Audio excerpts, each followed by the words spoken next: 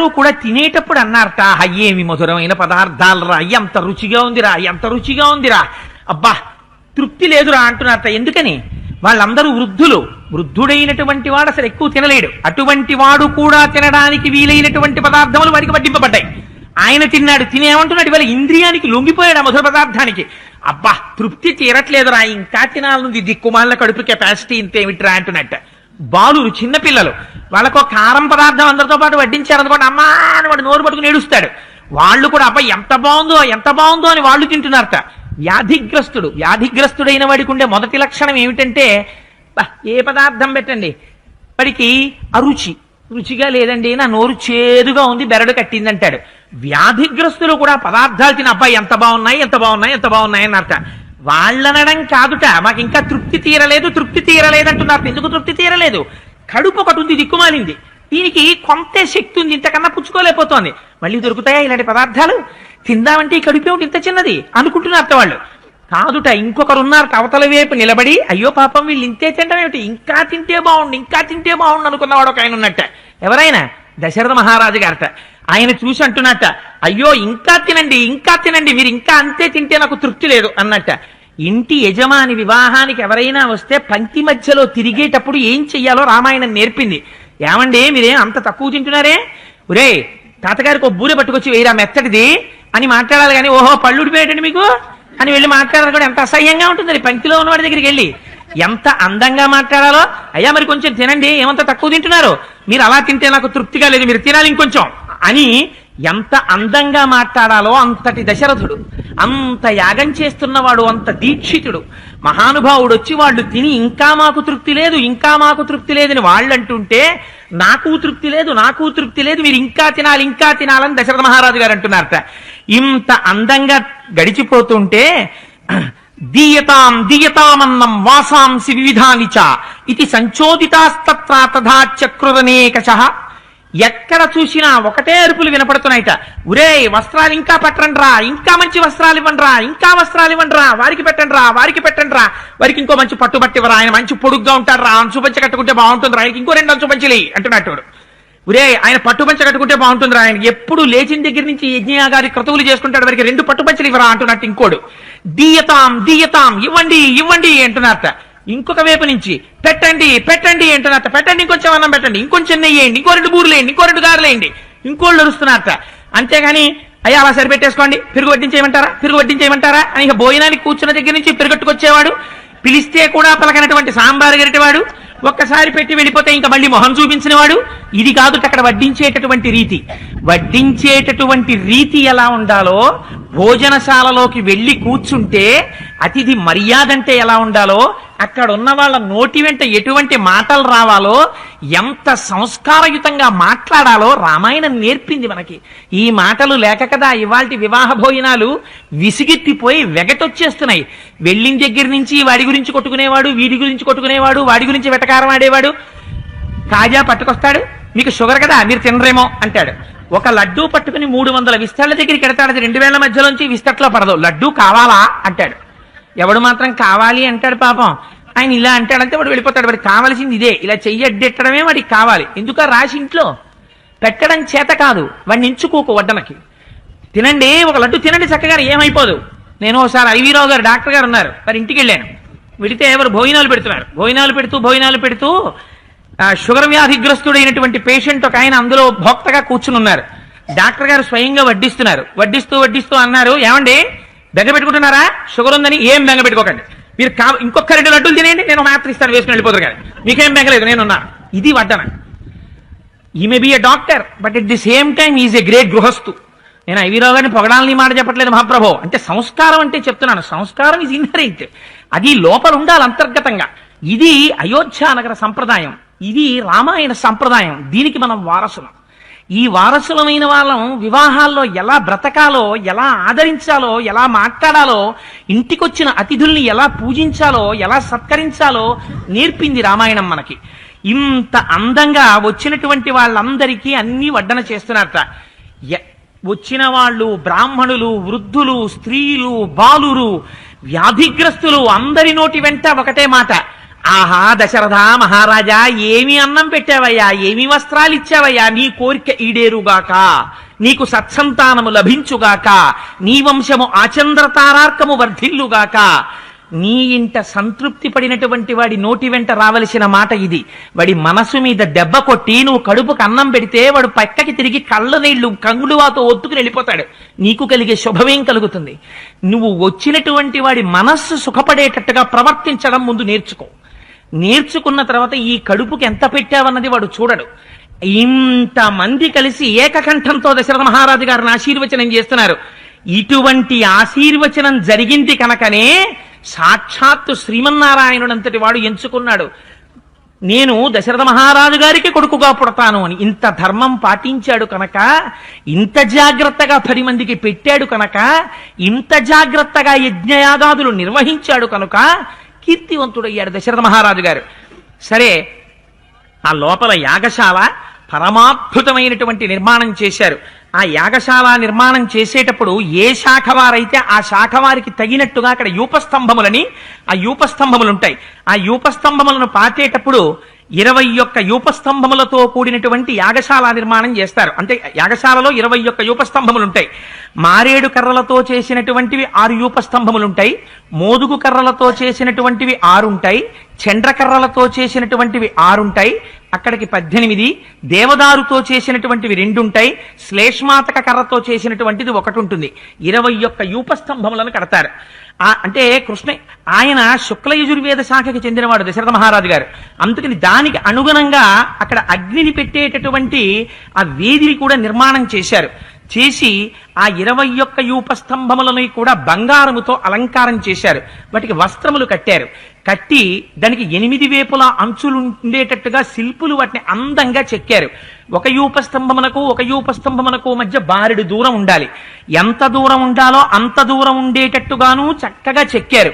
హోమం జరుగుతుంటే హవిస్సు ఇంత పిసరు కూడా వేదికి బయట పడేది కాదుట. అంత అందంగా యాగం చేశారు. యాగాలు చేశాం అనేటప్పుడు యాగం చూస్తూ ఉంటే, యాగం తెలియని వాడికి కూడా ఆ మంత్రం నడుస్తుంటే స్వాహ అనేటప్పటికీ ఆ హవిస్సు వేస్తుంటే, నెయ్యి పడుతుంటే, అగ్నిహోత్రం జ్వలిస్తుంటే చూసినటువంటి వాడికి అమ్మ బాబోయ్ ఏమి యాగం రా అని 2 చేతులతో ఇలా నమస్కరించేయాలి. అలా చేసేవారు పూర్వం. అంత అద్భుతంగా యాగం జరుగుతోందిట. ఈ యూపస్తంభములన్నింటినీ పాతారు. ఆయా దేవతలకు ఏ ఏ స్వరూపాల్ని తీసుకొచ్చి అక్కడ కట్టాలో అలా కొన్ని అరణ్య మృగాల్ని తీసుకొచ్చి కట్టారు. కొన్ని గృహాలలో ఉండేటటువంటి మృగాల్ని తీసుకొచ్చి కట్టారు. కొన్ని జలచరాల్ని తీసుకొచ్చి కట్టారు. కొన్ని పక్షుల్ని తీసుకొచ్చి కట్టారు. కొన్ని పావుల్ని తీసుకొచ్చి కట్టారు. అక్కడ శుక్లయజుశాఖకి చెందినటువంటి వాడు కనుక దశరథ మహారాజు గారు చెయ్యనము అంటారు. అక్కడ పెట్టేటటువంటి అగ్ని వేదికలకి ఇటకలు పేరుస్తారు. ఆ ఇటకలు పేర్చడానికి చెయ్యనము అని పేరు. అది ఎంత అందంగా పేర్చాలంటే గరుడ పక్షి తన 2 రెక్కల్ని విప్పి ఆ శిరస్సు కొంచెం కిందకి వంచి ఆ వెనకాతల ఉండేటటువంటి పుచ్ఛాన్ని కొద్దిగా విప్పితే తల వంచి పైనుంచి కిందకి గరుడు చూస్తే ఎలా ఉంటుందో అలా ఆ ఇటకల్ని పేర్చాలి. ఆ ఇటకల్ని పేర్చడంలో సమర్థత ఉండాలి. అటువంటి చయనం చేశారట. చేసిన తరువాత అప్పుడు చిట్ట చివర తీసుకొచ్చి దశరథ మహారాజు గారి యాగాశ్వాన్ని తీసుకొచ్చి యూపస్తంభానికి కట్టారు. కట్టిన తరువాత అందులో కొన్ని మృగాల్ని బలిచ్చేస్తారు. మిగిలినటువంటి మృగాలు కొన్నింటిని ఆ అగ్నిహోత్రాలు ఉండేటటువంటి వేదికలకి ప్రదక్షిణం చేయించేసి ఆ వేది పక్క నుంచి విడిచిపెట్టేస్తారు. ఈ యాగాశ్వాన్ని తీసుకొచ్చి కట్టారు. కట్టిన తరువాత ఇప్పుడు అందరికన్నా గొప్ప బుద్ధితో ప్రవర్తించవలసినటువంటిది పట్టమహిషి. రాజుతో పాటుగా రాజు రాజ్యాభిషేకం జరుగుతున్నప్పుడు ఆ రాజు పక్కన సింహాసనం మీద కూర్చుని పట్టాభిషిక్తురాలైనటువంటి భార్య ఎవరుంటుందో ఆవిడ్ని మహిషి అని పిలుస్తారు. మహిషి కౌసల్య. అందుకని కౌసల్య పక్కన సుమిత్ర కైకలు ఉండవచ్చు, కానీ ప్రధాన పాత్ర కౌసల్యది. కౌసల్య అక్కడికి వచ్చింది. వచ్చి ధర్మబద్ధమైనటువంటి మనస్సుతో నా భర్త ఇంత మహోత్కృష్టమైనటువంటి యాగాన్ని చేస్తున్నాడు, దీని వలన మాకు ఫలితము కలగాలి, బిడ్డలు కలగాలి, మా వంశం నిలబడాలి అని సర్వోత్కృష్టమైనటువంటి మనస్సుతో సంతోషంతో ఏ విచారం లేకుండా భయపడకుండా మనస్సులో అన్యభావన లేకుండా కౌసల్యాతం హయం తత్ర పరిచర్య సమంతతః కృపాణైర్విశేషైనం త్రిభిః పరమయా ముదా. చాలా ముదితమైనటువంటి మనస్సుతో కూడుకున్నదై 3 కత్తులు తీసుకుని ఆ యాగాశ్వం ఏదైతే ఉందో ఆ యాగాశ్వాన్ని వధించింది. ఆ యాగాశ్వం కింద పడిపోతుంది. కొందరన్నారు అంతకు ముందే వధించబడినటువంటి అశ్వాన్ని 3 సార్లు కత్తితో గీతలు పెడుతుంది అన్నారు. మరికొందరన్నారు కాదు కాదు, అంతకు ముందు వధింపబడినటువంటి యాగాన్ని మహిషి వెళ్లి బంగారు సూదులు దాని శరీరంలో గుచ్చుతుంది అన్నారు. మొత్తానికి ఆ యాగాశ్వాన్ని 3 కత్తులను చేతపట్టి కౌసల్యాదేవి వధించింది. వధించిన తరువాత చెయ్యవలసినటువంటి ఒక పరమ పవిత్రమైనటువంటి క్రతు ఉంటుంది. పతత్రిణా తదాసార్ధం సుస్థితేన చేతస అవసద్ర జనీమేకాం కౌసల్యా ధర్మకామ్యయా. ధర్మబద్ధమైనటువంటి మనస్సుతో కోరిక తీరడం కోసమని ఆ శరీరం ప్రాణం విడిచిపెట్టేసినటువంటి ఆ గుర్రాన్ని ఒక రోజు రాత్రి ఒక శాలలో ఉంచుతారు. ఉంచిన తరువాత ఆ శాలలో ఆ గుర్రంతో పాటుగా మహిషి కూడా పక్కన పడుకుని ఉండాలి. ఒక చోటైతే అన్నారు తన భర్తని ఎంత ప్రేమతో కౌగిలించుకుంటుందో అది మరణించిన గుర్రము కాదన్న భావనతో భర్తనే కౌగిలించుకున్నట్టుగా కౌగిలించుకుని పడుకోవాలి. పడుకుంటే హోత, ఉద్గాత, ఆధ్వర్యువు మొదలైనటువంటి వారు వచ్చి ఇద్దరి మీద పట్టు వస్త్రం కప్పుతారు. ఒక చోట అన్నారు ఆ పక్కనే వేదమంత్రములను పఠిస్తూ యాగశాలలో ఒక మరణించినటువంటి గుర్రమున్న చోట నేనున్నానన్న భావన లేకుండా పట్టమహిషి రాత్రంతా గడపాలి. పక్కన సుమిత్రా కైకలు కూడా ఉండి ఉండవచ్చు, ప్రధాన పాత్ర కౌసల్యది. అందుకని ఆవిడ అంత జాగ్రత్తగా ఆ పశు విససనం చేసింది. చేసిన తరువాత మరునాడు ఉదయం దశరథ మహారాజు గారు ఒక మహోత్కృష్టమైనటువంటి విషయాన్ని చెయ్యవలసి ఉంటుంది. ఎవరైతే ఈ యాగాన్ని చేయించారో ఆ యాగం చేయించినటువంటి మహానుభావులైనటువంటి హోత, ఆధ్వర్యువు, ఉద్గాత, బ్రహ్మ ఇటువంటి వారిని పిలిచి ఆ ఋత్విక్కులకి 4 భార్యల్ని దానం చేసేస్తాడు. 4 భార్యలని దానం చేసేటప్పుడు తనతో పాటుగా సింహాసనం మీద కూర్చుని పట్టాభిషేకం పొందినటువంటి పట్టమహిషి ఎవరుంటుందో ఆవిడ్ని మహిషి అంటారు. కనుక కౌసల్యని దానం చేసేశాడు ఒకరికి. ఉపేక్షిత భార్య ఉంటుంది, ఆ ఉపేక్షింపబడినటువంటి భార్యని పరివృత్తి అంటారు. ఆ పరివృత్తిని ఒకరికి దానం చేసేస్తారు. 3వ భార్య ఉంపుడు కత్తి ఉంటుంది, ఆ ఉంపుడు కత్తిని వావాత అని పిలుస్తారు. ఆవిడ్ని ఒకరికి దానం చేసేస్తారు. ప్రభువుకి పాత్ర అందించడానికి ఒకరు ఉంటారు, అలా ఉన్న వారిని పాలాకలి అని పిలుస్తారు. ఆ పాలాకలిని ఒకరికి దానం చేసేస్తారు. దానం చేసేసిన తర్వాత దానం పుచ్చుకున్నటువంటి బ్రాహ్మణులు ఋత్విక్కులు ఆ 4 తిరిగి రాజుకి ఇచ్చేసి రాజు దగ్గర ఆ 4 స్త్రీలకి సంబంధించి ఇంత ద్రవ్యము అని వారు కోరుకున్నది కాదు. వారికి ఎందుకని ఆ ఋత్విక్కులకి మనసులో కోరికే ఉండదు. వారికి ఇంత దానం పుచ్చుకోవాలి అంత దానం పుచ్చుకోవాలని కోరికున్నవారు కారు, వారు నిత్య సంతుష్టులు. అందుకని దానికి ప్రతిగా ప్రభువు ఏం చేస్తాడంటే తిరిగి తన యొక్క భార్యల్ని తాను తీసుకుని ఆ బ్రాహ్మణులకు ఆ ఋత్విక్కులకు దానాలు చేస్తాడు. ఆ దానాలు పొంది వారు తిరిగి రాజు యొక్క భార్యల్ని రాజుకు అప్పజెప్తాడు. అప్పజెప్పిన తరువాత అప్పుడు ఆ హోమంలో ఆ అశ్వమేధ యాగంలో ఒక ప్రధానమైనటువంటి క్రతువు జరుగుతుంది. ఆ క్రతువు అన్నిటికన్నా కూడా చాలా ప్రధానంగా జరగవలసినటువంటిది. ఏది అది అంటే ధూమగంధం వపాయాస్తు జిఘ్రతి స్మ నరాధిప యథాకాలం యథాన్యాయం నిర్నుదన్ పాపమాత్మనః. వప అని ఉంటుంది, ఆ గుర్రం యొక్క శరీరంలో ఉండేటటువంటి ఒక భాగానికి వప అని పేరు. అందులో ఋత్విక్కుల్లో అపారమైనటువంటి జ్ఞానము కలిగిన వాడు, ఇంద్రియ నిగ్రహము కలిగినటువంటి వాడు, వేదాధ్యయనము చేసినటువంటి ఒక మహానుభావుడైనటువంటి బ్రాహ్మణుడు ఆ గుర్రము యొక్క శరీరంలోంచి ఆ వప అనేటటువంటి భాగాన్ని పైకి తీస్తారు. తీసి దాన్ని సశాస్త్రీయంగా అగ్నిహోత్రంలో కాలుస్తారు. కాలుస్తున్నప్పుడు పక్వం చేస్తున్నప్పుడు ఆ వపలోంచి ధూమం బయటికి వస్తుంది. ఆ పొగ దగ్గరికి వచ్చి దశరథ మహారాజు గారు నిలబడాలి. నిలబడి ఆ వప కాలుతున్నప్పుడు దాంట్లోంచి వచ్చేటటువంటి పొగని రాజు పీల్చాలి. దీనికే అశ్వమేధ యాగం అని పేరు. అలా పీలిస్తే ఇప్పటి వరకు తనకి సంతానము కలగకుండా ఏ పాపము ప్రతిబంధకంగా నిలబడిందో ఆ పాపము రాజు యొక్క శరీరం నుంచి తొలగిపోతుంది. ఇప్పుడు ఆ వపని తాను పీలుస్తాడు. పీల్చిన తరువాత ఆ మిగిలినటువంటి గుర్రము యొక్క శరీరాన్ని 16 మంది ఋత్విక్కులు కూర్చుని అశ్వాంగ హోమము అని ఆ గుర్రం శరీరంలో ఉండేటటువంటి వివిధ భాగాల్ని ప్రబ్బలి తీగలు అని ఉంటాయి. వాళ్ళ వాళ్ళ శాఖని బట్టి ఆ తీగల్ని పెట్టి ఆ ప్రత్యేకమైనటువంటి తీగల మీద ఆ పదార్థాన్ని ఉంచాలి. ఉంచి ఆ తీగల మించి తీసి దీనితో పాటుగా ముందు రోజు ఉదయం సోమతీగలు తీసుకొచ్చి ఆ సోమరసాన్ని తీసి దాన్ని కూడా హవిస్సుగా ఇస్తారు. ఆ గుర్రం యొక్క శరీరంలో ఉండేటటువంటి భాగాల్ని తీసి ఆ హోమాగ్నిలో వ్రేలుస్తారు, హవిస్సుగా సమర్పిస్తారు. సమర్పించిన తరువాత అప్పుడు అశ్వమేధయాగం పూర్తవుతుంది. పూర్తయిన తర్వాత ప్రభువు చేయవలసినటువంటి ఒక గొప్ప పని ఉంటుంది. తనకి బ్రాహ్మణులు తాము నేర్చుకున్నటువంటి వేదంలో మంత్రాలు స్వరం తప్పకుండా ఎంత జాగ్రత్తగా క్రతువు జరగాలో అంత జాగ్రత్తగా క్రతువు చేస్తేనే యజమాని నిలబడతాడు. లేకపోతే యజమానికి ప్రమాదం వస్తుంది. యజమానికి ప్రమాదం రాకుండా కాపాడి ఆధ్వర్యవు బ్రహ్మ, హోత, ఈ మిగిలినటువంటి ఉద్గాత మొదలైనటువంటి వారు ఇతర ఋత్విక్కులు కలిసి ఇంత గొప్పగా యాగాన్ని పూర్తి చేశారు కనుక ఆ బ్రాహ్మణులు ఇచ్చినటువంటి ఫలితం ఏది ఉంటుందో దాన్ని ప్రభువు పొందుతాడు. ఏమిటి వాళ్ళు ఇచ్చిన ఫలితం? ఇప్పుడు వంశం నిలబడాలి, సంతానం కలగాలి. ఎంత కష్టపడ్డాడో చూడండి సంతానం కనడం కోసం దశరథ మహారాజు గారు. 60,000 సంవత్సరాల వయస్సు వచ్చేసింది. ఆ వయస్సులో ఇంత కష్టపడి యాగం చేసి తన రాజ్యానికి తూర్పు దిక్కున ఉన్నటువంటి భాగాన్నంతటినీ హోతకి దానం చేసేశాడు. పడమర దిక్కుకు ఉన్నటువంటి రాజ్యాన్నంతటినీ కూడా ఆధ్వర్యువుకి దానం చేసేశాడు. దక్షిణ దిక్కుకు ఉన్నటువంటి రాజ్యాన్నంతటినీ బ్రహ్మగారికి దానం చేసేశాడు. ఉత్తర దిక్కుకు ఉన్నటువంటి రాజ్యాన్నంతటినీ ఉద్గాతకి దానం చేసేశాడు. నలుగురికి దానం చేసేసి తాను ఏ భూమి లేనటువంటి వాడై నిలబడిపోయాడు.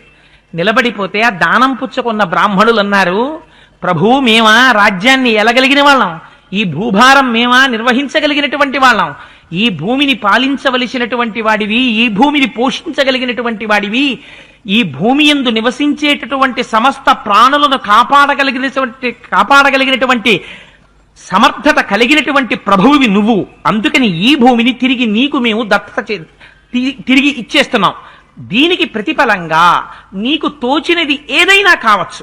ఎందుకని దక్షిణ లేని యాగం జరగకూడదు. అందుకే యాగాలు చెయ్యడం అనేటటువంటి దాన్ని పెద్దలు ఎందుచేత నిరుత్సాహపరుస్తారో తెలుసా అండి?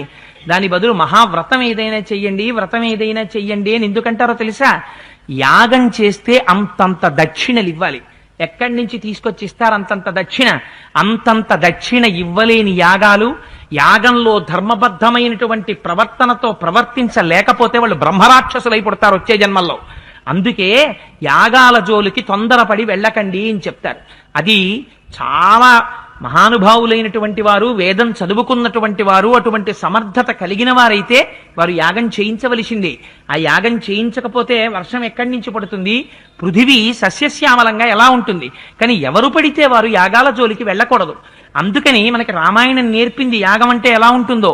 భూమిని దానం చేస్తే మహానుభావులు ఆ బ్రాహ్మణులు ఆ ఋత్విక్కులు తిరిగి ఇచ్చేశారు భూమిని అంతటిని. ఇచ్చేస్తే మొట్టమొదటి రోజున చతుష్ఠోమము అనేటటువంటి హోమం చెయ్యాలి. రెండవ రోజున భుగ్యము అనేటటువంటి హోమం చెయ్యాలి. మూడవ రోజున అతిరాత్రము అనేటటువంటి హోమం చెయ్యాలి.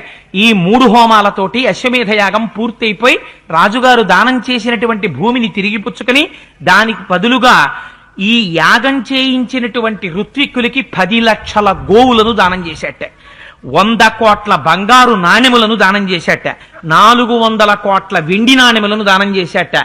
ఆ యాగం చూడడానికి వచ్చి కూర్చుని వేద సంబంధమైనటువంటి విషయాల గురించి అక్కడ సిద్ధాంత చర్చలు చేసినటువంటి మహాపురుషులైన బ్రాహ్మణులు ఉన్నారు. వాళ్ళందరూ అనేకమైనటువంటి విషయములను చదువుకున్నటువంటి వారు. వాళ్ళందరికీ కలిపి 1 కోటి బంగారు నాణెములు దానం చేశాట. ఎన్నో గోవులు దానం చేశాడు. ఒక నిరుపేద అయినటువంటి బ్రాహ్మణుడు చిట్ట చివరి వచ్చి దశరథ మహారాజు గారికి నమస్కారం చేశాడు. వెంటనే తన చేతికున్న కంకణాన్ని తీసి దానం చేసేశాడు దశరథ మహారాజు గారు. వచ్చినటువంటి బ్రాహ్మణులు, ఋత్విక్కులు, బ్రహ్మ, ఉద్గాత, ఆధ్వర్యువు, హోత అందరూ పరవశించిపోయారు. పరవశించిపోయి, మహానుభావ దశరథ, నువ్వు చేసినటువంటి యాగం చేత మేమందరము కూడా ప్రీతి చెందాం, నీకు తప్పకుండా సత్సంతానము కలుగుతారు అని ఇప్పుడు ఋష్యశృంగ మహర్షి లేచి ఒక మాట చెప్పారు. ఇష్టింతేహం కరిష్యామి పుత్రీయాం పుత్రకారణాత్ అధర్వ శిరసి ప్రోక్తై మంత్రై సిద్ధాం విధానతః. రాజా, నీకు సంతానము కలగడం కోసమని ఒక బ్రహ్మాండమైనటువంటి ఇష్టిని ఇప్పుడు నేను చేయిస్తాను, వచ్చి కూర్చో పీటల మీద. ఈ ఇష్టి అథర్వవేదంలో చెప్పబడినటువంటి ఇష్టి. వచ్చి కూర్చోమన్నారు. వచ్చి దశరథ మహారాజు గారు కూర్చున్నారు. ఆ ఇష్టి చెయ్యడాన్ని ప్రారంభం చేశారు. తతో దేవా సగంధర్వా సిద్ధాశ్చ పరమర్షయ భాగం ప్రతిగ్రహార్థం వై సమవేత యథావిధి. ఆ ఇష్టి జరుగుతుంటేట అందులో తమ తమ భాగములను బుచ్చుకోవడం కోసమని దేవతలు, గంధర్వులు, యక్షులు, కిన్నెరులు, కింపురుషులు అందరూ కూడా అక్కడికి వచ్చి సమావేశమయ్యారట. అందరూ ఆ గొప్పగా జరిగిన అశ్వమేధ యాగాన్ని, పుత్రకామేష్టిని చూడ్డానికి వచ్చారు. ఎవరు చేయిస్తున్నవాడు? ఏ సామాన్యమైన వాడు చేయిస్తున్నాడా? ఋష్యశృంగ మహర్షి కూర్చునున్నారు, వశిష్ఠుడు కూర్చునున్నాడు, జాబాలి కూర్చునున్నాడు, కాశ్యపుడు కూర్చునున్నాడు. ఇంతటి మహానుభావులందరూ ఆ యాగంలో ఉన్నారు. ఎందరో బ్రాహ్మణులు ఉన్నారు. అటువంటి సభలో ప్రవేశించడమే చాలు అని ఇంతమంది వచ్చి చూస్తున్నారు. అందులో ఇది జరుగుతుండగా ఈ భాగం ప్రతిగ్రహార్థం వై తమ తమ భాగములను పుచ్చుకోవడానికి అందరూ వచ్చి చేరారట. చతుర్ముఖ బ్రహ్మగారు కూడా వచ్చారు. ఎప్పుడైతే చతుర్ముఖ బ్రహ్మగారు వచ్చారో అందరూ లేచి వారికి నమస్కారం చేశారు. పెద్దవారు ఎవరైనా వచ్చి కనపడేటప్పటికీ మొట్టమొదట మనకి జ్ఞాపకం వచ్చేదేమిటి? మనం పడుతున్నటువంటి కష్టాన్ని చెప్పుకుంటాం. అందుకని బ్రహ్మగారిని చూసి వారు అన్నారు, మహానుభావ చతుర్ముఖ బ్రహ్మ, నువ్వు రావణాసురుడనేటటువంటి రాక్షసుడు చేసినటువంటి ఘోరమైన తపస్సుకి ప్రీతి చెందినటువంటి వాడవై వాడికి వరాలను ఇచ్చేశావు. ఆ వరాలను ఇవ్వడం వల్ల వాడు ఇవాళ ఎంత దారుణమైనటువంటి పరిస్థితికి తయారయ్యాడో తెలుసా? నైనం సూర్య ప్రతిపతి వార్ష్వే వాతిన మారుత చిలోర్మిమాలీతం దృష్ట్వా సముద్రోపి నకంపతే. సూర్యుడు గట్టిగా ప్రకాశించడానికి వీల్లేదు. రావణాసురుడు బయటికి వచ్చాడా, అది రోహిణీకార్తె అవనివ్వండి, అంతగా ప్రకాశిస్తున్నామే అంటే సూర్యుడు మందంగా ప్రకాశించవలసింది. అటుగా వాడు వెళ్ళిపోతున్నాడు అనుకోండి, సముద్రం తరంగాలతో ఉండడం మానేసి సముద్రం ఏదో ఒక అద్దం పెట్టినట్టుగా తరంగాలు లేకుండా నిశ్చలంగా నిలబడిపోతుంది. అప్పటి వరకు వీస్తున్నటువంటి వాయువు రావణాసురుడు వచ్చాడనేటప్పటికీ వీచడం మానేసి అమ్మో రావణుడు వచ్చాడని చెప్పి చాలా జాగ్రత్తగా మెల్లమెల్లగా నడుస్తుందిటే. అలా వాడు దిక్పాలకులందరినీ శాసిస్తున్నాడు, దేవతలను శాసిస్తున్నాడు, ఇంద్రుణ్ణి నింద చేస్తున్నాడు, అవమానిస్తున్నాడు. ఎక్కడా యజ్ఞయాగాది క్రతువులను జరగనివ్వడం లేదు. పరభార్యలందరినీ తన భార్యలుగా అనుభవిస్తున్నాడు. ఎందరినో క్షోభ పెడుతున్నాడు. ఋషుల్ని సంహరిస్తున్నాడు, దేవతల్ని బాధ పెడుతున్నాడు, బ్రాహ్మణుల్ని సంహరిస్తున్నాడు. ఎక్కడా వేదప్రోక్తమైనటువంటి క్రతువులు జరగకుండా అడ్డుపడుతున్నాడు. ఇన్ని జరుగుతున్నాయి. అందుచేత మహానుభావ ఎవరు రక్షిస్తారు? ఎవరి చేత వాడు నిర్జింపబడతాడు? నువ్వు ఏమని వరం ఇచ్చావో, వాడేం వరం పొందాడో, వాడు ఎలా సంహరింపబడతాడో, ఎప్పటికి సంహరింపబడతాడో మేమందరం బెంగ పెట్టుకుని కూర్చునున్నాం. మాకు మార్గం చెప్పవలసింది అన్నారు. అంటే చతుర్ముఖ బ్రహ్మగారు చూసి అన్నారు, నాకు కూడా తెలిసింది. రవయతి అసత్ప్రలాపాన్ కరయతీతి ఇది రావణ. వాడు అందరినీ ఏడిపించేటటువంటి మాటలు మాట్లాడుతున్నాడు. అన్ని నాది నేను అంటున్నాడు. చెయ్యకూడని పనులన్నీ చేస్తున్నాడు. వాడు నా గురించి తపస్సు చేసి నేను ప్రత్యక్షమైనప్పుడు తపస్సు చేత నన్ను మెప్పించి వరాలు కోరుకున్నప్పుడు రాక్షసుల చేత, దానవుల చేత, యక్షుల చేత, దేవతల చేత, గంధర్వ కిన్నెర కింపురుషుల చేత మరణము లేకుండా కోరుకున్నాడు. వాడికి మనుష్యుడంటే చాలా చులకన భావం. ఇంతమంది చెయ్యలేంది ఒక మనిషి చేస్తాడా? వాడు నన్ను సంహరిస్తాడా? ఎంత చులకన భావమో చూడండి మనిషి అంటే. ఆ మనుష్యుడి గొప్పతనం ఏమిటో చూపించారు మా స్వామి రామచంద్రమూర్తి. అందుకని మనుష్యుడిగా వచ్చాడు. అందుకని ఒక మనుష్యుడి చేతిలో మాత్రమే రావణాసురుడు సంహరింపబడతాడు అని చెప్పగానే అక్కడ ఉన్న వాళ్ళందరూ సంతోషపడిపోయారు. అమ్మయ్యా, ఒక మార్గం తెలిసింది. అయితే రావణాసురుడు సంహరింపబడాలంటే మనుష్యుడి చేతిలో సంహరింపబడతాడనమాట. ఇది తెలియగానే ఏమనుకుంటారు అక్కడ ఉన్న వాళ్ళందరూ? ఎవరున్నారు? మనుష్యులే ఉన్నారు. ఓహో, మనుష్యుడి చేత సంహరింపబడతాడు కాబట్టి నేను ఎందుకు వెళ్ళిపోకూడదు రావణాసురుడి మీదకి అనుకుంటారు కదా. అలా అనుకుని వీళ్ళందరూ వెళ్ళిపోతారేమో గభాల్ని. వెళ్ళిపోతే వీళ్ళు నిష్కారణంగా వాడు సామాన్యమైనటువంటి తపస్సు ఏమిటి? మహోగ్రమైనటువంటి తపస్సు. వాడిని శాసించడమే, వాడిని నిర్జించడమే. అందుకని వీళ్ళు ఎక్కడ దెబ్బతింటారో అని మహానుభావుడు లోకరక్షైకమూర్తి కనుక, దయాళువు కనుక, కరుణా సముద్రుడు కనుక మహానుభావుడు ఏ తస్మిన్నంతరే విష్ణురూపజాతో మహాద్యుతి శంఖచక్ర గదాపాణి పీతవాస జగత్పతి. అంతటా నిండి నిబిడీకృతమైపోయినటువంటి పరమాత్మ శ్రీ మహావిష్ణువు ఒకరు పిలిచారా పిలవలేదా అని చూడకుండా ఆ సభా మధ్యంలో తనంత తానుగా వచ్చి నిలబడ్డాంట. ఎటువంటి స్వరూపం శ్రీ మహావిష్ణువు యొక్క స్వరూపం! ఆయన కన్నుల ముందు ఒక్కసారి కనపడ్డారా అసలు నోట మాట వస్తుందా? ఇంకా అంత అందమైనటువంటి స్వరూపం. పోతన గారు అంటారు, జలధరదేహు నాజాను చతుర్బాహు సరసీరుహక్షు విశాలవక్షు జారు గదా శంఖచక్ర పద్మ విలాసు కంఠ కౌస్తుభమణి కంతిభాను కమనీయ కటిసూత్ర కంకణ కేయూర శ్రీవత్సలంచనంచిత విహారు మరుకుండల ప్రభాయుత కుంతలలాటు వైఢూర్య మణిగణ వరకిరీటు బాలు పూర్ణేందు రుచిజాలు భక్త లోకపాలు సుగుణాల వాలు కృపావిశాలు చూచి తిలకించి పులకించి చొజ్జమంది ఉబ్బి చెలరేగి వసుదేవుడు ఉత్సహించే అంటారు. అటువంటి స్వరూపం కదా. ఒక్కసారి నల్లని మేఘం వచ్చి నిలబడితే ఎలా నిలబడుతుందో, ఆ అందమైనటువంటి ఆ మెడలో ఉన్నటువంటి వైజయంతిమాలతో శంఖ చక్ర గదా పద్మములను పట్టుకున్నవాడై స్వామి ఒక్కసారి వచ్చి అక్కడ నిలబడి ఒక ప్రతిజ్ఞ చేశారు. హత్వాక్రూరం దురాత్మానం దేవర్షీణాం భయావహం దశవర్ష సహస్రాణి దశవర్ష శతాని చ వత్సామి మానుషే లోకే పాలయన్ పృథివీమిమాం. మీరెవ్వరూ కంగారు పడవలసినటువంటి అవసరం లేదు. నేను విన్నాను, రావణాసురుడు చేస్తున్నటువంటి దురాగతములనన్నింటినీ విన్నాను. వాణ్ణి సంహరించడానికి నేనే మనుష్యుడిగా జన్మించాలని నిర్ణయం తీసుకున్నాను. ఇది స్వామి యొక్క వాత్సల్యం అంటే. ఏమైనా రావలసిన అవసరమే ఉంది.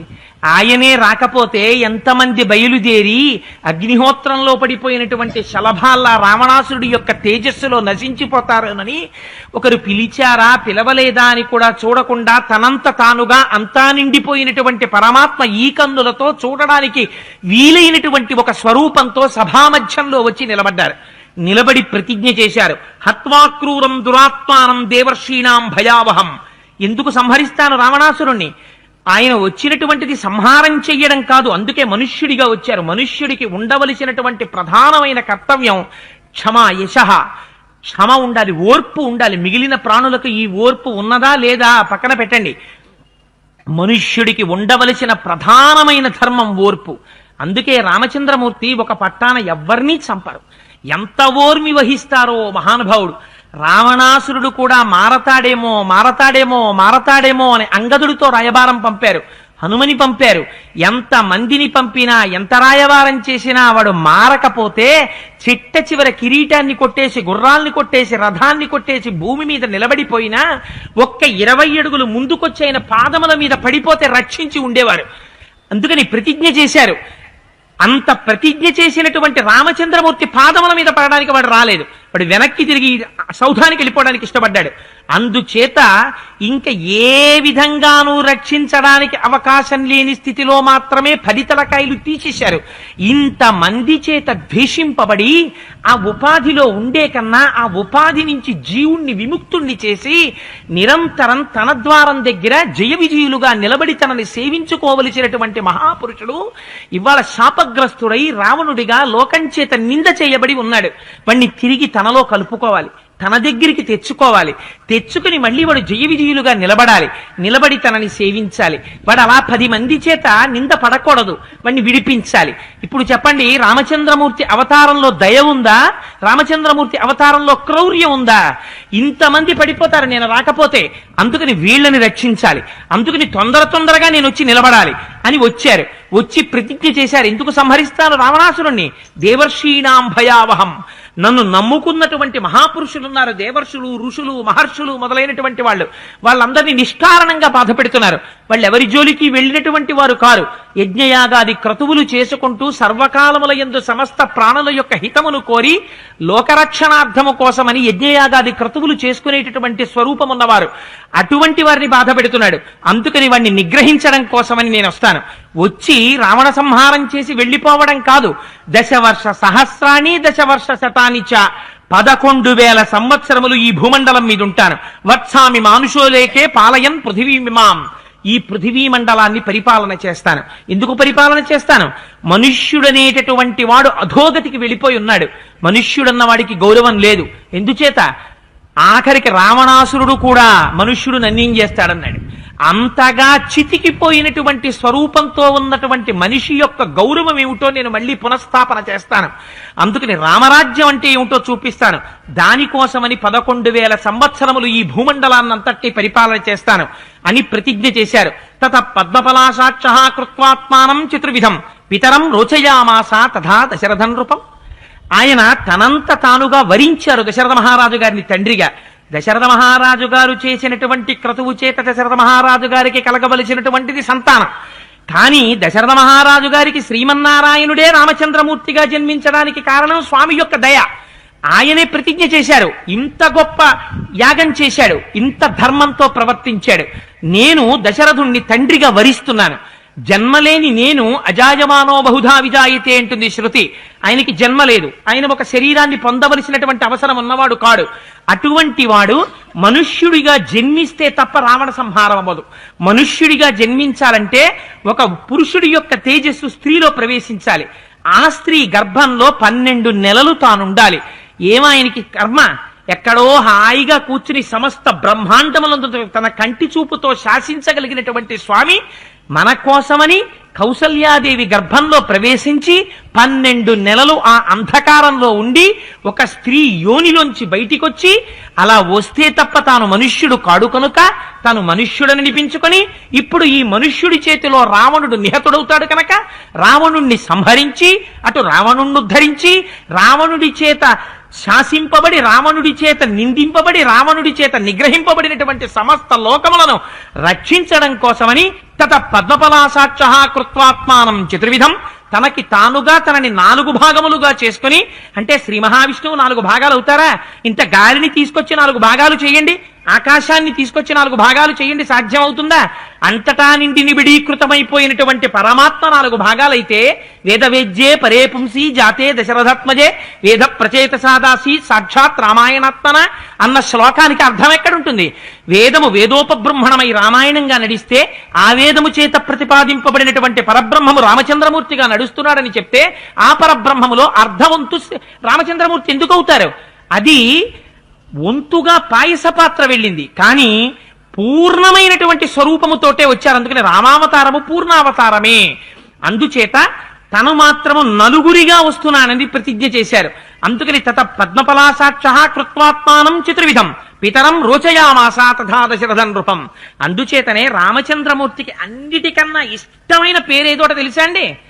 ఆయన్ని రామ అంటే పెద్ద ఏం సంతోషపడిపోరట, ఆయన్ని రామచంద్ర అంటే ఏం పెద్ద ఆనందపడిపోరట.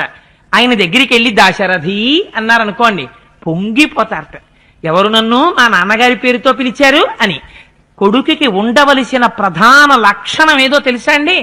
ఇంకా మనకి అంతో ఇంతో పాలించి వెళ్ళిపోయిన ప్రభువులు మిగిల్చిన ఒక్క మంచి సంస్కారం, పేరు రాసుకుంటే పక్కన సన్నాప్ పెట్టడం. అది ఎందుకు పెట్టనివ్వండి, అదొక్కటి మిగిలింది. ఇంకా తండ్రి పేరు కనీసం అందుకైనా జ్ఞాపకం వస్తోంది, లేకపోతే మరిచేపోదురేమో. తద్దినాలు పెట్టని కొడుకులు ఎంతమంది ఉన్నారు దేశంలో? పుట్టనేని వారు గిట్టనేని, పుట్టలోని చెదలు పుట్టవా గిట్టవా అంటారు పోతన గారు.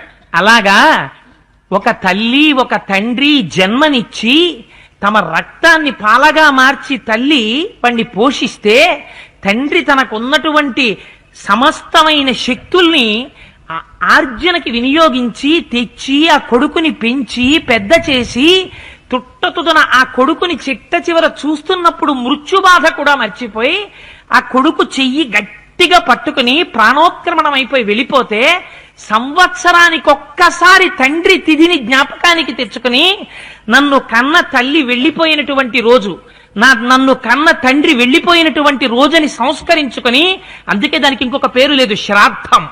శ్రద్ధగా పెట్టవలసినటువంటి రోజు. ఆ రోజున కూడా సంస్మరించుకోలేకపోతే అటువంటి ప్రాణిని మనిషి అని పిలవాలా? కన్న తల్లిదండ్రుల పట్ల కృతజ్ఞత లేక వెళ్ళిపోయిన తల్లిదండ్రులకి తద్దినం పెట్టని నిన్ను నేను ఏమని నమ్మను? నువ్వు నాకు స్నేహితుడవని నమ్మనా? అని మనం నిలదీయవలసినటువంటి రామాయణానికి వారసులం కాం మనం. అందుచేత ఇది రామచంద్రమూర్తి యొక్క గొప్పతనం. దాశరథి అని పిలిస్తే, దశరథ మహారాజు గారి కుమారుడా అని పిలిస్తే పొంగిపోతాట ఆయన. అందుకే ఆయన ఎక్కడైనా రామ అన్న కన్నా దాశరథి అంటే సంతోషపడిపోతారు. ఇది తెలుసు కాబట్టే మహానుభావుడు దాశరథి కరుణాపయోనిధి అన్నారు. కరుణ అనబడేటటువంటి పెద్ద సముద్రము వంటి వాడా, ఎంత కరుణ లేకపోతే తండ్రి ఆ రోజున సభలోకి నీ ఎంత నువ్వుగా వచ్చి ప్రత్యక్షమయ్యావయ్యా? ఎంత కరుణ లేకపోతే మా కోసమని 14 సంవత్సరములు అరణ్యవాసం చేశావయ్యా? మా యందు ఎంత కరుణ లేకపోతే పాదములకు పాదుకలు లేకుండా పల్లేరుకాయలు ముళ్ళు గుచ్చుకుంటుంటే నడిచావా? కరదూషణాదులు బాణములు వేసి కొడుతుంటే నీ శరీరంలోంచి రక్తం ఏరులై ప్రవహించిందా? దుర్మార్గుడైన ఇంద్రజిత్తు సర్పరూప బాణములతో నిన్ను కొట్టేస్తే స్పృహ తప్పి భూమి మీద పడిపోయావా? తండ్రి ఎన్ని కష్టాలు పడ్డావయ్యా, దర్భగడ్డి నేల మీద వేసి పడుకోమంటే, అరిటాకులు వేసి పడుకోమంటే గుహుడు పడుకున్నావా? ఒక మనిషి ఎలా ప్రవర్తించాలో చూపించడం కోసమని మా కోసం ఇన్ని కష్టాలు పడ్డావా? రామా, నేను నీకేమి రుణం తీర్చుకోగలను? ఒక మనిషిగా పుట్టడం కోసమని నీ అంత నువ్వు దశరథ మహారాజు గారిని తండ్రిగా వరించి అజాయమానో బహుదా విజాయితే అని శృతి చేత స్తోత్రము చేయబడినటువంటి నీవు నీ అంత నీవుగా ఒక పాంచభౌతికమైనటువంటి ఉపాధిలోకి ప్రవేశించి మాకు ఇంత గొప్ప గౌరవం వంటి స్వామివి నువ్వు. అందుకని స్వామి, నీకు ఏమిచ్చి రుణం తీర్చుకుంటాను? రామా, నీకొక్క నమస్కారం, నేను నీవాడనయ్యా అంటే చాలట, పొంగిపోతాట రామచంద్రమూర్తి. అందుకని తత పద్మపలాశాక్ష కృత్వాత్మానం చతుర్విధం పితరం రోచయామాస తథా దశరథం నృపం. ఆ దశరథ మహారాజు గారికే నేను నలుగురిగా జన్మిస్తున్నాను అని ప్రతిజ్ఞ చేశారు. ఇతర పురాణములలో ఆయన ఆదిశేషుడు లక్ష్మణుడిగా వచ్చారని అంశలు చెప్పారు. కానీ వాల్మీకి రామాయణం మనకి ప్రత్యక్ష ప్రమాణం. నిన్నటి రోజున చెప్పాను, బ్రహ్మగారు వరం ఇచ్చారు. ఇందుచేత ఏది రహస్యమో ఏది ప్రకటమో అన్నీ నీకు భాషిస్తాయి, నువ్వు ఆచమనం చేసి కూర్చుంటే చాలు అన్నారు. అందుకని ఆ వాల్మీకి మహర్షికి సర్వము విదితము కనుక వారి చేత లిఖింపబడినటువంటి రామాయణం ఏదైతే ఉందో అది మనకి పరమ ప్రామాణికం. అందుచేత ఆ శ్రీ మహావిష్ణువే 4 స్వరూపాలతో దశరథ మహారాజు గారికి కుమారులుగా వచ్చారు. ఇంతలో ఒక చిత్రమైనటువంటి సందర్భం జరిగింది. అక్కడ చేరినటువంటి దేవతలు, ఋషులు మొదలైనటువంటి వాళ్ళందరూ స్తోత్రం చేశారు, ఎంతో ఆనందపడ్డారు. మహాప్రభో, మమ్మల్ని రక్షించడానికి నువ్వు మనుష్య రూపంలో వస్తున్నావు, ఇంకా మాకేం కావాలి, పరమానందాన్ని పొందుతున్నామన్నారు. ఎంతో ఆనందం పొందుతూ ఉన్నటువంటి సమయంలో అక్కడ పుత్రకామేష్టి పూర్తవుతోంది. ఋష్యశృంగ మహర్షి పుత్రకామేష్టిని పూర్తి చేస్తున్నారు. ఆ పుత్రకామేష్టిని పూర్తి చేస్తున్నటువంటి సమయంలో ఆ అగ్నిహోత్రంలోంచి ఒక మహాభూతం ఒకటి బయటికి వచ్చింది. అది చూస్తే అపారమైన తేజస్సుతో వెలుగొందుతోంది. వేరొక సూర్యుడు ఉదయించాడా అన్నట్టుగా ఉంది. అగ్నిహోత్రం ఒకటి జ్వలిస్తోందా అన్నట్టుగా ఉంది. అది మాట్లాడితే కంఠంలోంచి దుందుబిద్దనొస్తోందా అన్నట్టుగా ఉంది.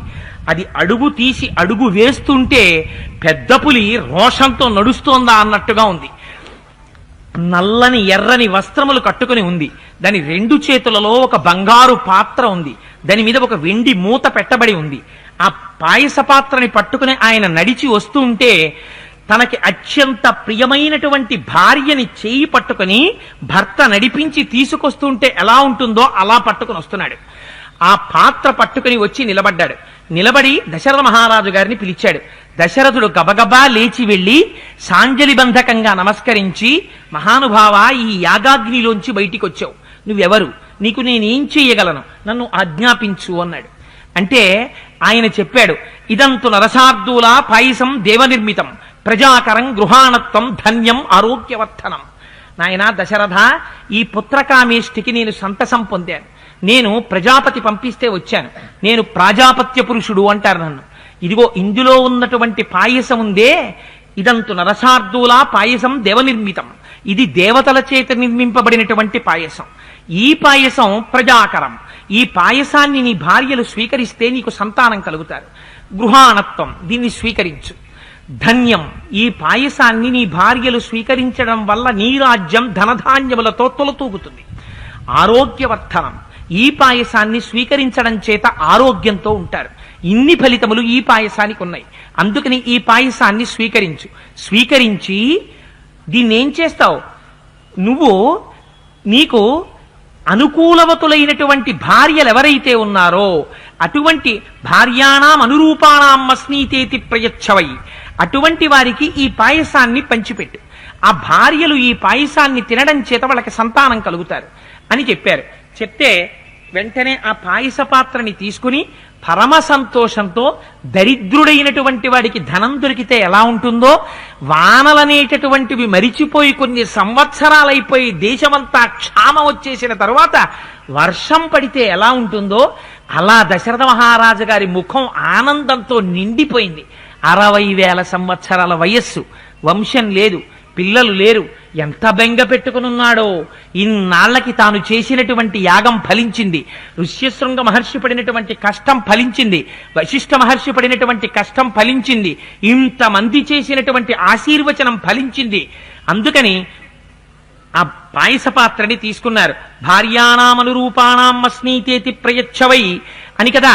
నీకు అనుకూలవతులైనటువంటి భార్యలకి ఈ పాయసాన్ని పంచిపెట్టమన్నారు. అంతఃపురంలోకి వెళ్ళారు. తన భార్యల్ని పిలిచారు. కౌసల్య, సుమిత్ర, కైకేయి ముగ్గురిని పిలిచారు. పిలిచి కౌసల్యాయై నరపతి పాయసార్థం దదౌ తదా అర్ధాదర్ధం దదౌ చాపి సుమిత్రాయై నరాధిప కైకేయై చావశిష్టార్థం దదౌ పుత్రార్థ కారణాత్ ప్రదదౌ చావశిష్టార్థం పాయసస్యామృతోపమ అనుచింత సుమిత్రాయై పునరేవ మహీపతి ఏవం తాసం దదౌ రాజా భార్యాణం పాయసం పృథక్ అన్నారు. కౌసల్యాయై నరపతి పాయసార్థం దదౌ తదా. అక్కడికి వెళ్ళిన తర్వాత ఆ పాయసంలో సగభాగాన్ని తీసి కౌసల్యకిచ్చారు. ఎందుకని? ఆ దశరథ మహారాజు గారు ఎంతటి ధర్మాత్ముడో చూడండి. పట్టమహిషి కౌసల్య. అందుకని కౌసల్యకి ఆ పాయసంలో సగభాగం ఇచ్చారు.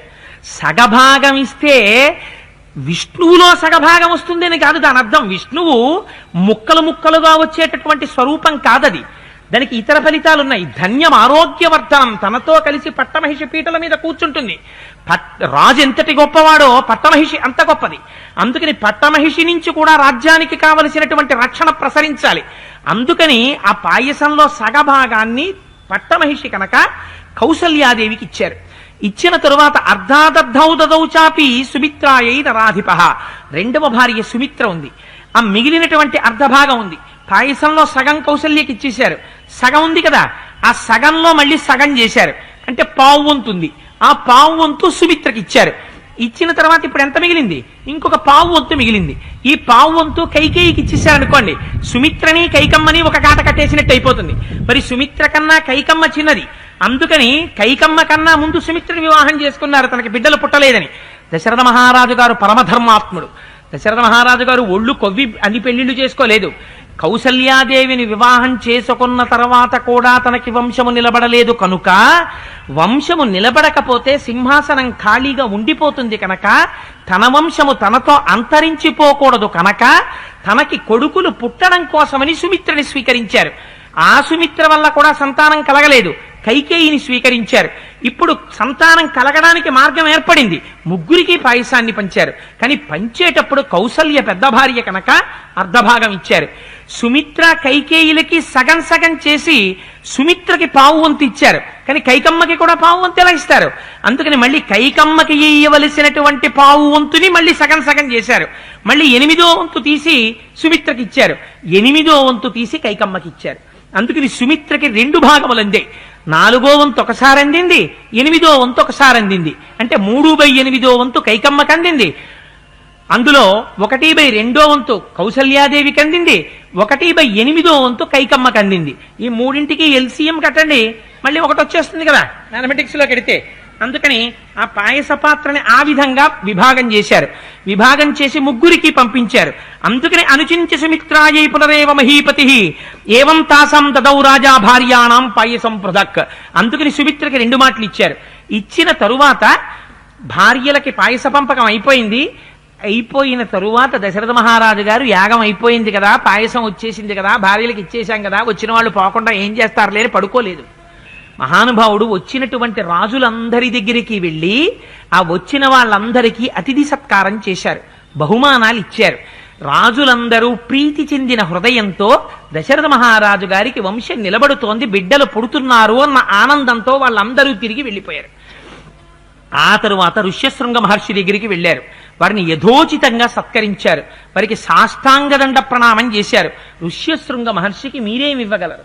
వారు ఎక్కడికొస్తే అక్కడ సమస్త ఐశ్వర్యాన్ని ఆయన కటాక్షించగలడు ఆయన తపస్సుతో. అందుకు నేమిస్తాం, గురువులకి ఇయ్యవలసినది వారు కనపడితే 2 చేతులు కలిపి నమస్కారం చేయడం. అందుకని ఋష్యశృంగ మహర్షికి నమస్కారం చేశారు, యథోచితంగా సత్కరించారు. వారిని శాంతని తిరిగి అంగరాజ్యానికి పంపించేశారు. పంపించేశారంటే ఏం బలవంతంగా మీరు బయలుదేరతారా అని అడగలేదు. వారు బయలుదేరుతున్నప్పుడు సత్కరించారు. ఆ తరువాత వశిష్ఠాది బ్రహ్మవేత్తలందరినీ సత్కరించారు, బ్రాహ్మణుల్ని సత్కరించారు, చాతుర్వర్ణముల వారిని సత్కరించారు, జానపదుల్ని సత్కరించారు. అందరూ పరమ సంతోషాన్ని పొంది వచ్చిన వారందరూ వారి వారి ప్రదేశములకు క్షేమంగా చేరుకున్నారు. ఇప్పుడు దశరథ మహారాజు గారు ఎంత సంతోషంగా ఉన్నాడోట. ఎందుకని? ఆ తేజస్సు వృద్ధి పొందుతోంది. ఆ కొంతకాలమైన తరువాత దశరథ మహారాజు గారిలో ఉండేటటువంటి తేజస్సు భార్యలలోకి ప్రవేశించింది. ప్రవేశించి వారు ముగ్గురు గర్భవతులయ్యారు. ఇన్నాళ్లకి భార్యలు గర్భవతులయ్యారు. వారు ఒకందుకు సంతోషించారట. ఎందుకు? ఎప్పుడో రావలసిన గర్భం ఇప్పుడు వచ్చిందని సంతోషించారట. రాజుగారు ఒకందుకు సంతోషించారట. ఇంత యాగం చేస్తే నా వంశం నిలబడుతోంది. అమ్మయ్యా, పోనీలే ముగ్గురు భార్యలుంటేయే, ముగ్గురు భార్యలకి కడుపు నిండిపోయేటట్టుగా ముగ్గురు బిడ్డలు పుడతారని ఆయన అనుకున్నారు.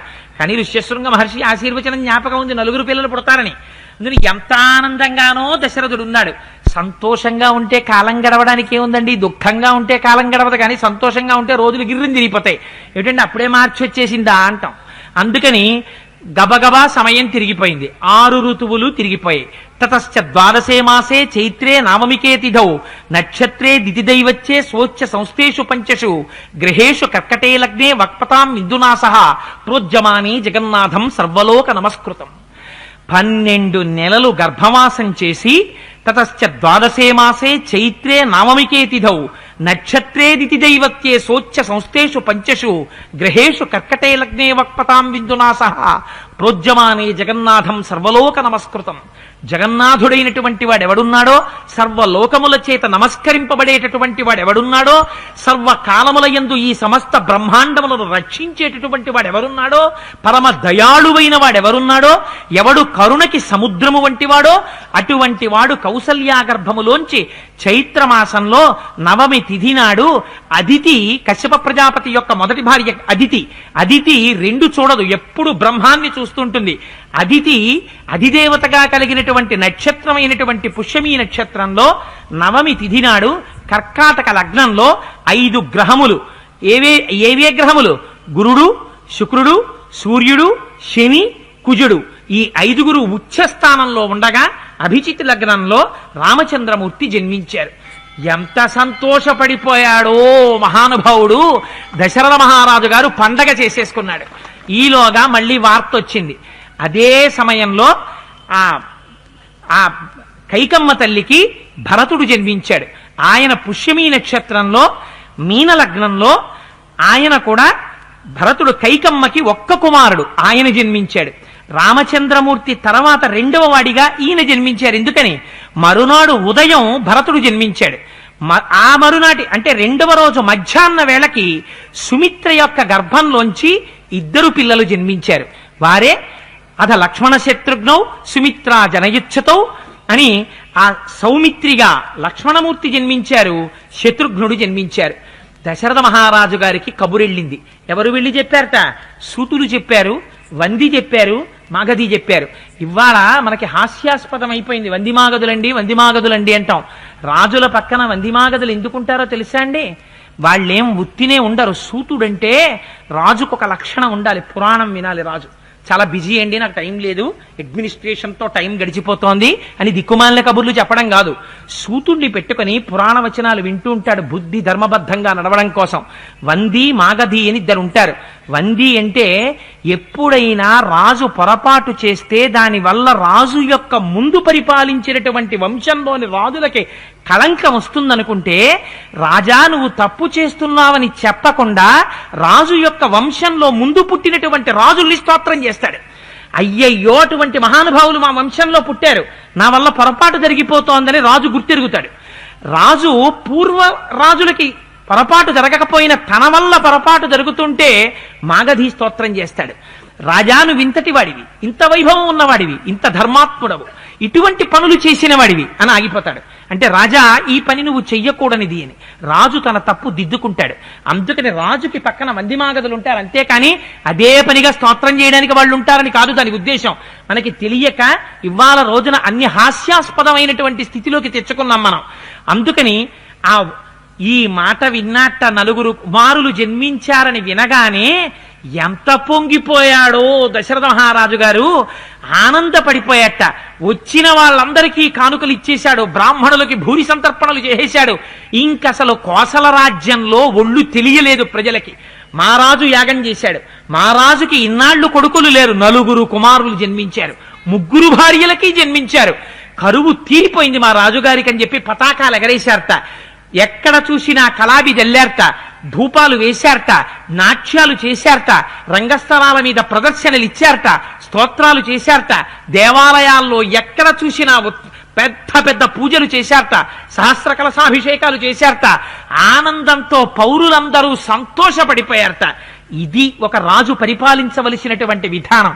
అంతగా ఆ రోజున కోసల దేశంలో అందరూ ఆనందపడిపోతున్నారు. అదే సమయంలో బ్రహ్మగారు సభ తీర్చారు. సభ తీర్చి దేవతలందరినీ పిలిచారు. అబ్బాయి, మహానుభావుడు శ్రీ మహావిష్ణువు లోకములను రక్షించడం కోసమని పుట్టవలసినటువంటి అవసరం లేనివాడు 12 నెలలు కౌసల్యాగర్భవాసం చేసి రామచంద్రమూర్తిగా అవతరించారు. అదే శ్రీ మహావిష్ణువు సుమిత్రా గర్భంలోంచి లక్ష్మణుడిగా శత్రుఘ్నుడిగా అవతరించాడు. అదే శ్రీ మహావిష్ణువు భరతుడిగా కైకమ్మ గర్భంలోంచి అవతరించాడు. ఇప్పుడు ఈ రామ లక్ష్మణ భరత శత్రుఘ్నులు రావణ వధ అనేటటువంటి మహోత్కృష్టమైన కార్యం మీద బయలుదేరవలసినటువంటి సమయం ఆసన్నమవుతోంది. రాముడికి బాసటగా నిలవడం కోసమని దేవతలందరూ తమ తమ అంశలతో భూమి మీద జన్మించండి, కానీ మీరు జన్మించడానికి దేవతల యొక్క భార్యల యందు సంతానం వారికి కలగదు. ఎందుకని? వాళ్ళకి శాపం ఉంది. పార్వతీదేవి శపించింది, మీ భార్యలకి ఇంకా సంతానం కలగదు. ఎక్కడొస్తుంది మనకి? రేపో ఎల్లుండో ఎప్పుడో కుమార సంభవం వస్తుంది. కుమార సంభవంలో ఎందుకు పార్వతీదేవి ఆ శాపం ఇచ్చిందో ఆ విషయాల్ని స్కందోత్పత్తిలో చెప్తాను. అందుకని పార్వతీదేవి శాపం ఉంది కనుక మీ భార్యల యందు మీకు సంతానం కలగరు. అందుకని మీరేం చేస్తారు? అప్సరుస్సు చ ముఖ్యాసు గంధర్వాణాం తనూషు చ సృజద్ధం హరిరూపేణ పుత్రాంస్తుల్య పరాక్రమాన్. అందుకని మీరు మీతో సమానమైనటువంటి పరాక్రమం కలిగినటువంటి వారు, మీతో సమానమైనటువంటి కాంతి కలిగినటువంటి వారు, మీతో సమానమైనటువంటి తేజస్సు కలిగినటువంటి వారిని వానర రూపాల్లో అప్సరసలయందు, గంధర్వ స్త్రీలయందు, ఆ తరువాత కిన్నెర స్త్రీలయందు, కింపురుష స్త్రీలయందు జన్మించేటట్టుగా మీ మీ తేజస్సుల్ని నిక్షిప్తం చెయ్యండి అన్నారు. అంటే ఆయా అంశలతో వానరులుగా రావాలి, గోపుచ్చములుగా రావాలి, లాంగూలములుగా రావాలి, అంటే భల్లూకములుగా రావాలి, కోతులుగా రావాలి, కొండముచ్చులుగా రావాలి. ఎందుకు ఈ ముగ్గురిగా రావాలి? ఏం వేరొక రకంగా రాకూడదా అంటే నందీశ్వరుడి శాపం ఉంది. నందీశ్వరుణ్ణి చూసి కోతిముఖం వాడా అన్నాడు. నోరుంది కదా అని కొవ్వి వదరితే ఇల్లు కాలిపోయేటప్పుడు అనుభవానికి వచ్చినప్పుడు ఇవన్నీ బాధ పెడతాయి. అన్నిటికన్నా అదుపులో ఉంచుకోవలసింది నోరు. ఆనాడు అన్నాడు నందీశ్వరుణ్ణి అండం చులకనగా అన్నాడు. అందుకని ఇప్పుడు బ్రహ్మగారు చెప్పారు, మీ అందరూ కోతులు కొండముచ్చులుగా పుట్టిబడి కొంప తీసేయండిరా అన్నారు. అందుకని దేవతలందరూ పరమ సంతోషపడిపోయారు. మా స్వామి రామచంద్రమూర్తిగా వచ్చారు. ఎంత అదృష్టం! ఆయన ఎక్కడో స్వర్గలోకంలో ఉన్నప్పుడు నేను ఈ మాట ఎందుకన్నానంటే, రామాయణంలో ఎక్కడా కూడా శ్రీ మహావిష్ణువు వైకుంఠంలో ఉంటారని వాల్మీకి మహర్షి వాడలేదు, స్వర్గలోకంలో ఉంటారని వాడారు. అందుకని నేను రామాయణం చెప్పేటప్పుడు మాత్రం వైకుంఠవాసి శ్రీమన్నారాయణుడిని నేను అన్నాం. వాల్మీకి మహర్షి అలా అన్నారు కాబట్టి నేను కూడా స్వర్గలోకంలో ఉంటారు శ్రీ మహావిష్ణువు అని అంటాను. అందుకని ఆయన ఎక్కడో ఆలోకంలో ఉన్నప్పుడు మనందరం కలిసి తిరగలేం. కానీ ఇవాళ ఆయన రామచంద్రమూర్తిగా వస్తున్నారు, భూమి మీద నడయాడతారు, మనందరి సహాయం తీసుకుంటారట. కోతులుగా పుడితేనే మనందరం రామసైన్యం అవుతాం, మనందరం రామకార్యం మీద పెడతాం, రాముడు మన ఆదేశిస్తాడు, మనందరం రాముడి శత్రువుల్ని నిర్జిస్తాం, యుద్ధం చేస్తాం, రామకార్యంలో అవసరమైతే ప్రాణాలు పణంగా పెట్టేస్తాం. ఎంతమందికి దొరుకుతుంది అదృష్టం? రండి రండి పుడదాం అనుకున్నారట. అనగానే బ్రహ్మగారు అన్నారు, చెప్పినవాడు కాదురా, ముందు చెప్పినవాడు తాను చేసి చూపించాలి. అందుకని నేను కూడా ముందే సృష్టించాను. ఎవరిని సృష్టించానో తెలుసా? ఒకనాడు నాకు ఈ సృష్టి అంతా చేస్తుండగా అకస్మాత్తుగా ఆవలింత వచ్చింది. ఆవలింత వస్తూ నాలోంచి, నా చేజస్సులోంచి ఆ ఆవలింతలో నా నోట్లోంచి గభాలనోడు ఊడి కింద పడ్డాడు. వాడే భల్లూక స్వరూపుడైన జాంబవంతుడు. అందుకే పెద్దరికం బ్రహ్మగారిది పెద్దరికం, జాంబవంతుడిది పెద్దరికం. ఎప్పుడెప్పుడు సమస్య వచ్చినా జాంబవంతుడు జోక్యం చేసుకుని దిద్దుతుంటాడు. అందుకని ఆ జాంబవంతుడిగా భూమి మీద ఉన్నాడాయన. మీ అంశాలతో కూడా సృష్టించండి అన్నారు. అనేటప్పటికీ మహానుభావులు ఒక్కొక్కరు తమ తమ అంశాలతో సృష్టించడం ప్రారంభం చేశారు. వాళ్ళందరూ మొట్టమొదట వానరేంద్రం మహేంద్రాభా ఇంద్రో వాలినమూర్జితం సుగ్రీవం జనయామాస తపనస్తపతాంబరహ అన్నారు. మహేంద్రుడు దేవతలకందరికీ అధిపతి కనుక ఇంద్రుడు తన యొక్క అంశతో వాలిని సృష్టించాడు.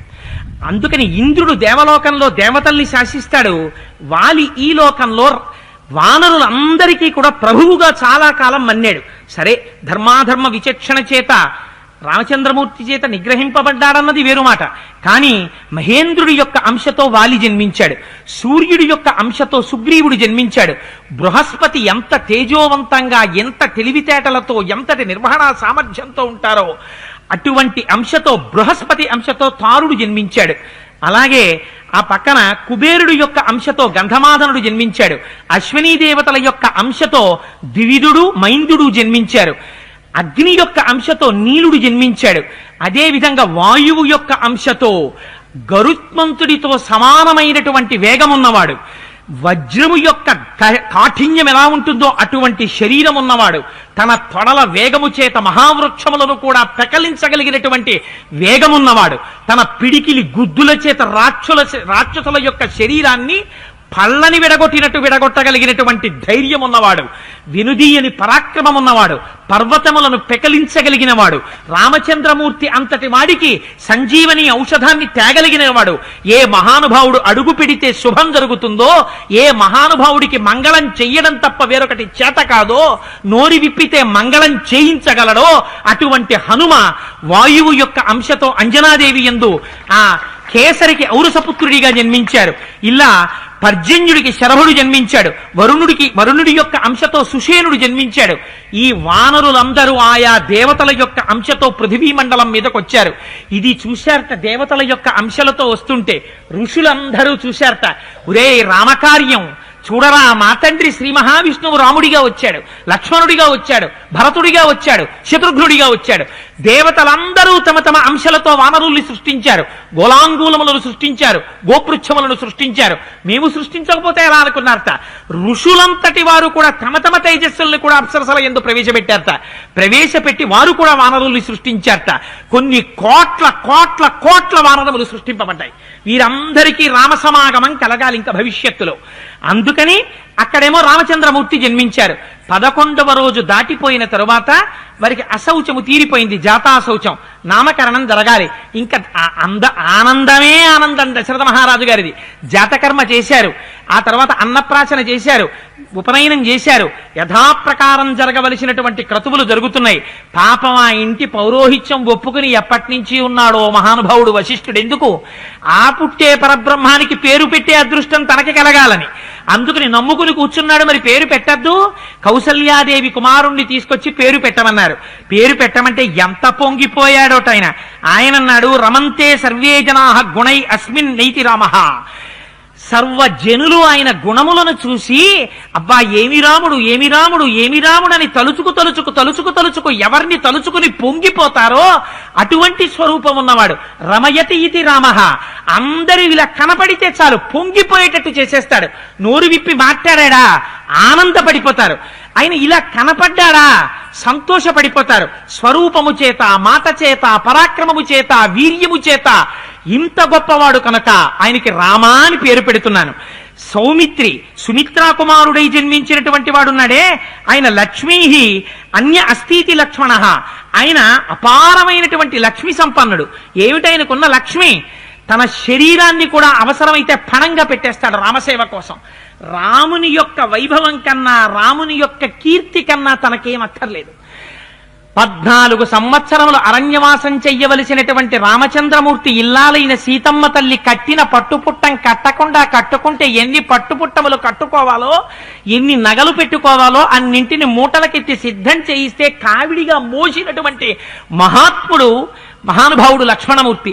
అన్నగారు స్నానం చేస్తుంటే ఒడ్డుని నిలబడి ఇలా చేతులు కట్టుకుని, అన్నయ్య ఇది ఫలానా ఋతువు అన్నయ్య, అన్నయ్య ఇప్పుడు భరతుడు నందిగ్రామంలో స్నానం చేస్తుంటాడన్నయ్య అని చెప్పుకున్నవాడు లక్ష్మణుడు. అన్నయ్య ఏడిస్తే, అన్నయ్య నువ్వేడవడం ఏమిటన్నయ్య, నీ అంతటి పరాక్రమవంతుడు ఎక్కడున్నాడు అన్నయ్య? శోకో నాశయితే ధైర్యం, శోకో నాశయితే శృతం, శోకో నాశయితే సర్వం, నాస్తి శోక సమోరిపో. అన్నయ్య నువ్వేడవడం ఏమిటి, ఏడవకు అని ఓదార్చిన వాడు లక్ష్మణుడు. అందుకని ఆయన చెయ్యనటువంటి సేవ లేదు. ఎంత సేవ చేసినా అన్నయ్య ఇంకా నాకేమైనా చెప్తే బాగుండని పొంగిపోయాడు తప్ప ఎన్నడూ నేను ఇంత చేశాను అన్నయ్యకి, అన్నయ్య నాకు ఇది చెయ్యలేదు అని అనడం తెలియనటువంటి వాడు లక్ష్మణుడు. ఇది లక్ష్మీ కైంకర్యం అంటే. అబ్బా శనివారం వచ్చిందండి, 1.5 గంట పూజ చేశాను, మోకాళ్ళు పట్టేశాయన్నవాడిదా పూజ? ఏమిటోనండి పూజ అయిపోయింది, మళ్ళీ రేపు ఉదయం కదా పూజామందిరంలో కూర్చుని పుష్పార్చన చేయడం అని బెంగ పెట్టుకున్నవాడిది పూజ. అందుకని ఇది లక్ష్మీ సంపన్నత్వం అంటే. అందుకని ఆయనకి లక్ష్మణుడని పేరు పెట్టాడు. త్రికాలవేది మహానుభావుడు వశిష్ఠుడు. ఆయన పేర్లు ఎలా పెట్టారో వాళ్ళ జీవితాలు అలా నడిచాయి. ఆ కైకమ్మ తల్లి కుమారుడైనటువంటి భరతుణ్ణి తీసుకొచ్చారు. బిభర్తీతి భరత అన్నాడు. నీకు భరతుడు అని పేరు పెడుతున్నామయ్యా అన్నారు. ఎందుకని? భరిస్తాడు కనుక. ఏది భరిస్తాడు? రాజ్యం రాముడు భరించవలసినటువంటి దాన్ని తాను భరించాడు. కాదు కాదు, భరతుడు నిందలు భరించాడండి. నిజంగా కన్నులంబట అయోధ్యకాండ చదువుతుంటే ఏడుపొచ్చి, స్వామి నీకు ఇన్ని నిందలా, ఎంత అమాయకుడవయ్యా, నిన్నింత నింద చేసిందా